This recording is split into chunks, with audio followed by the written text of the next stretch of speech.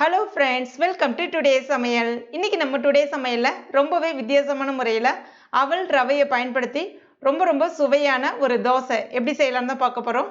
இது செய்யறது ரொம்ப ரொம்ப சுலபம். எப்பவுமே இட்லி தோசை சாப்பிட்டு போர் அடிச்சிருந்தா இதை ஒரு முறை உங்கள் வீட்டில் ட்ரை பண்ணி பாருங்கள். ரொம்ப ரொம்ப அருமையாக இருக்கும். இதை இப்போ நம்ம எப்படி செய்யறதுன்னு பார்க்க ஆரம்பிச்சிடலாம். அதற்கு முதல்ல ஒரு பவுலில் அரை கப் அளவுக்கு ரவை சேர்த்துக்குங்க. வறுத்த ரவை வறுக்காத ரவை எது வேணாலும் பயன்படுத்திக்கலாம். நான் இன்னைக்கு வறுக்காத ரவை தான் பயன்படுத்தியிருக்கேன். இது சரியா ஒரு 50லேருந்து 60 கிராம் அளவுக்கு ரவை இருக்கும்.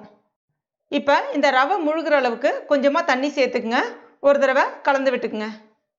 இப்போ இதை ஒரு 10 நிமிஷம் அப்படியே ஊற விட்டுருங்க. அதுக்கடுத்து தான் வேறொரு மிக்சிங் பவுலில் அதே கப்பாலே அரை கப்பை ரவை எடுத்துருந்தோம் இல்லையா, அதே மாதிரி ஒரு அரை கப் அளவுக்கு அவல் எடுத்துக்கங்க. அவல் சிவப்பு அவல், தட்டை அவல், கொஞ்சம் குண்டு அவல் சொல்லுவாங்க இல்லையா, எந்த அவல் இருந்தாலும் நீங்கள் பயன்படுத்திக்கலாம். கூடவே கொஞ்சமாக தண்ணி சேர்த்துட்டு ஒரு 2 முறை அலசிட்டு அந்த தண்ணியை கீழே ஊற்றிடுங்க. அதுக்கடுத்து தான் தேவையான அளவுக்கு அந்த அவல் முழுகிற அளவுக்கு தேவையான அளவுக்கு தண்ணி ஊற்றிட்டு இதையும் அந்த ரவை கூடவே ஒரு 10 நிமிஷம் ஊற விட்டுருங்க. இது ரெடியாகிற நேரத்தில் நீங்கள் இதுக்கு தேவையான சட்னியை ரெடி பண்ணிக்கலாம். இப்போ ஒரு 10 நிமிஷம் ஆயிடுச்சு. ஊற்றின தண்ணி எல்லாமே அந்த அவல் நல்லா இழுத்து பூ போல் நல்லா ஊறி வந்திருக்கு. இப்போ இதை ஒரு மிக்சி ஜாரில் சேர்த்துக்குங்க. அடுத்ததான் ஊற வச்சிருக்க அந்த ரவையும் இது கூட சேர்த்துக்குங்க. தண்ணி அந்த ரவையில் இருக்கும் இல்லையா, அந்த தண்ணி இது கூடவே சேர்த்துக்கலாம். ரொம்ப அதிகமாக தண்ணி சேர்த்து அரைச்சிடாதீங்க. கூடவே ஒரு 2 டேபிள் ஸ்பூன் அளவுக்கு தயிர் புளிச்ச தயிராக பார்த்து பயன்படுத்திக்கங்க, நல்லாயிருக்கும். இப்போ இதை நல்லா நைஸாக அரைச்சி எடுத்துக்கங்க. மறுபடியும் சொல்கிறேன், தண்ணி அதிகமாக சேர்த்துறாதீங்க. இப்போ பாருங்கள், நல்லா நைஸாக அரைச்சி எடுத்துட்டேன்.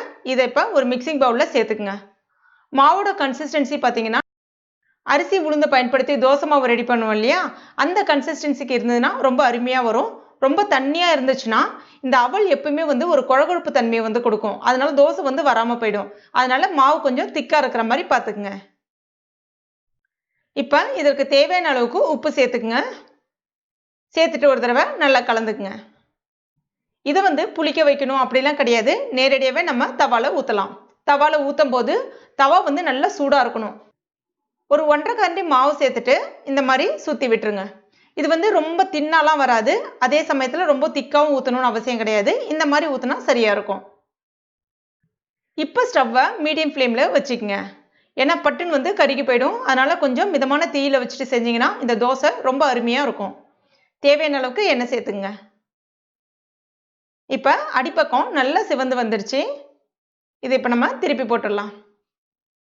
நல்ல கோல்டன் ப்ரௌனாக அழகாக வந்திருக்கு பாருங்கள். மறுபடியும் கொஞ்சம் வேகட்டும். அவ்வளோதான். இப்போ அருமையான ரவை அவலை பயன்படுத்தி ரொம்பவே சுலபமான தோசை ரெடி ஆகிடுச்சு. இந்த டேஸ்ட் பார்த்திங்கன்னா ரொம்ப ரொம்ப அருமையாக இருக்கும். குறிப்பாக வேர்க்கடலை சட்னி, பொட்டுக்கடலை சட்னி, தேங்காய் சட்னியோட ரொம்ப ரொம்ப அருமையாக இருக்கும். இது ரொம்ப மொறுமொறுலாம் இருக்காது. ஓரங்களில் மொறுமொறுன்னு இருக்கும். உள்ளே நல்ல பஞ்சு போல் சாஃப்டாக இருக்கும். சாப்பிட்றதுக்கு அருமையாக இருக்கும். ரொம்பவும் வித்தியாசமாக இருக்கும். கண்டிப்பாக நீங்கள் உங்கள் வீட்டில் ட்ரை பண்ணி பாருங்கள். ட்ரை பண்ணி பார்த்துட்டு மறக்காமல் எனக்கு கமெண்ட் பண்ணுங்கள். இந்த வீடியோ உங்களுக்கு பிடிச்சிருந்ததுன்னா லைக் பண்ணுங்கள். உங்கள் நண்பர்களோடையும் ஷேர் பண்ணிக்கங்க.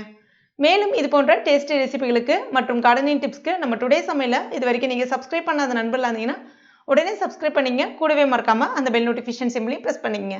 தேங்க்யூ.